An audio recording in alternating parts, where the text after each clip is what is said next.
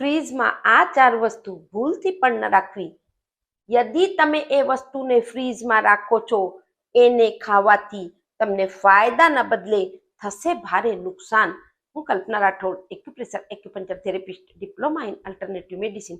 એ વસ્તુઓ યદિ તમે ફ્રીઝમાં રાખો છો, એનાથી એમાં ખરાબ બેક્ટેરિયા લાગે છે, ફૂગ લાગી જાય છે, ફંગસ લાગે છે, ફફૂંદ લાગે છે, અને એનાથી તમને અપચો થશે, ગેસ, એસિડિટી, અફારો, પેટ ફૂલવાની પ્રોબ્લેમ થઈ શકે છે. હવે કઈ એવી વસ્તુ છે?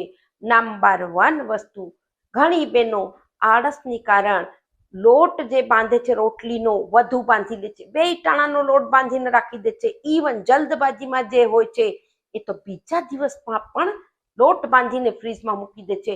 એ બિલકુલ તમે બંધ કરી દેજો. એ રોટલીના લોટમાં આપણે જે દેખાતા નથી એવા બેક્ટેરિયા લાગે છે, અને એનાથી એ રોટલી આપણે ફાયદાના બદલે નુકસાન કરે છે. તો લોટ તમને જેટલો જોઈએ એટલો જ તમે બાંધજો. બીજા નંબરનું, રાંધેલા ભાત.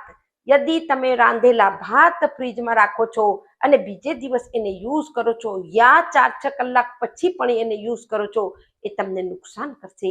ત્રીજા નંબરમાં, પોટેટો, બટેટા, યા જેને આલુ કહે છે, બટેટાના તમને કાચા રાખવા છે ને બાફેલા.